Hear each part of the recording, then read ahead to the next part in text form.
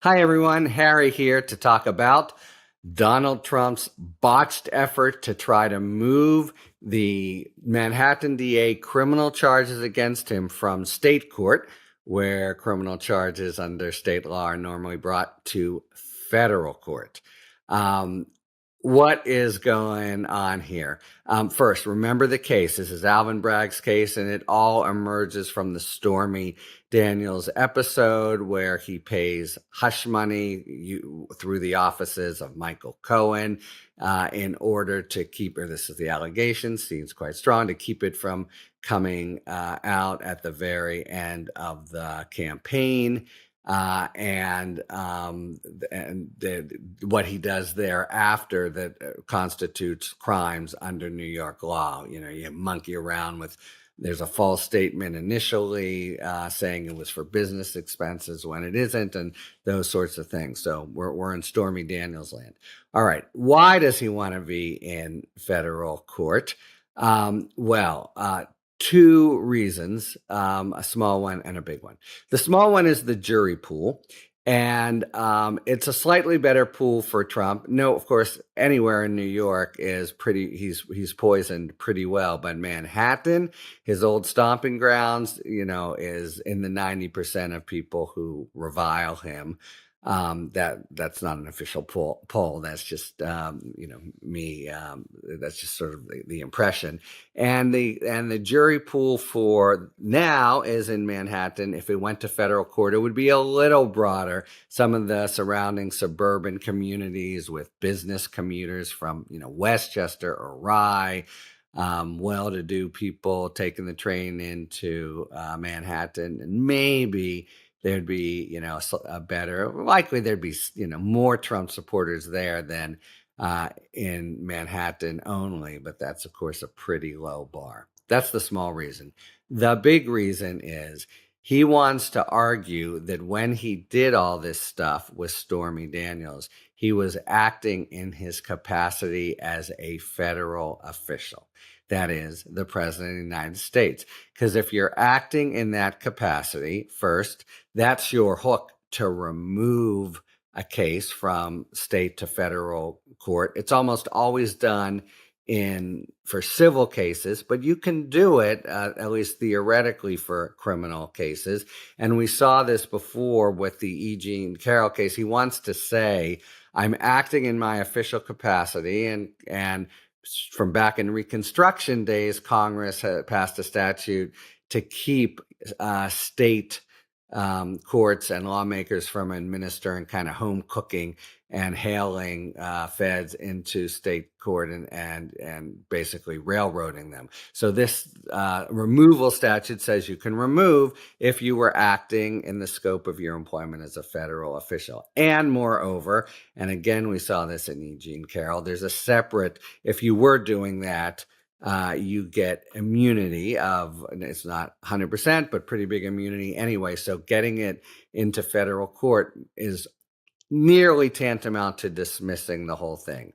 Okay, little problem here. All the conduct is by candidate Trump, basically. It's all the hush money is precisely to keep it coming out at the end of the campaign and losing the campaign. So he's not a federal official at all.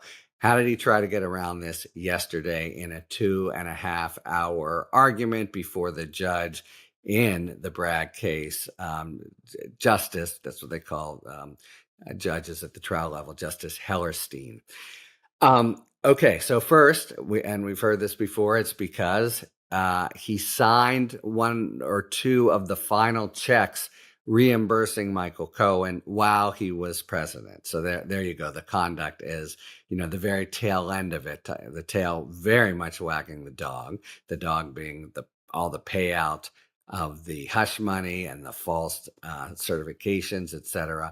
But a check or two is signed in the White House. That's first. And then second, he unveiled this argument that the only reason that he hired Michael Cohen as his personal lawyer was because it was Michael Cohen's job to really make sure that Donald Trump, was staying on the clean and narrow with his official responsibilities. So that's who Michael Cohen is, the guy who's saying, don't do this, that's personal, you do this, it's official. And therefore the argument would go, anything that Cohen is taking care of is part of the official, his official duties. I mean, it doesn't make sense because by definition, he's on the personal side of the ledger, but somehow the argument is because Cohen's job is to segregate the two functions, that anything Cohen's doing is also part of his official conduct.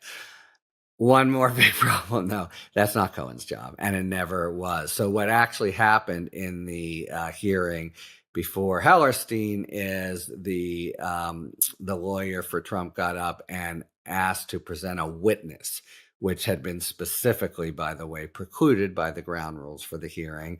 But, ground rules, Trump, they don't really go hand in hand. And so they brought a witness out on the stand, surprise witness. This is really going to make Trump's case for him. It's the chief legal counsel of the Trump organization.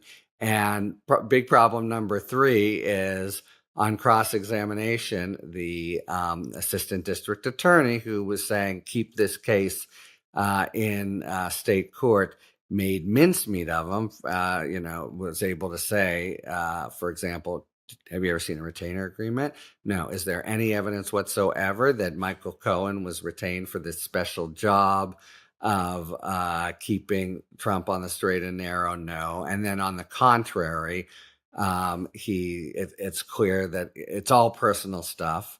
And that's what he's doing. The most he could say is they were trying to disentangle as part of his presidency from a certain law firm, but nothing at all after this whole big novel argument. And we've got our surprise Perry Mason witness right here, even though we're not supposed to have witnesses, bring him in, and he like a complete belly flop.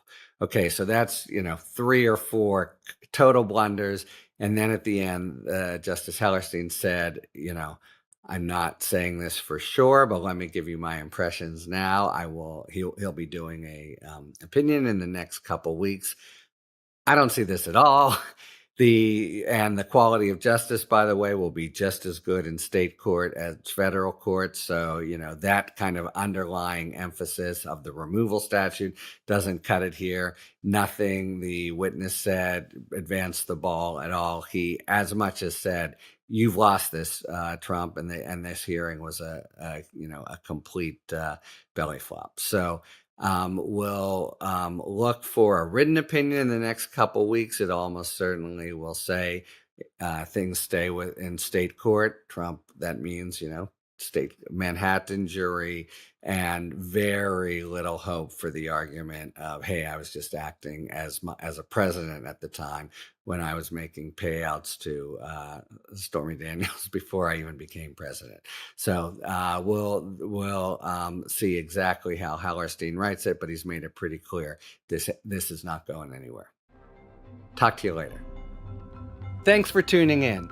If you enjoyed this video and other Talking Feds content, please take a second to like and subscribe. Talk to you later.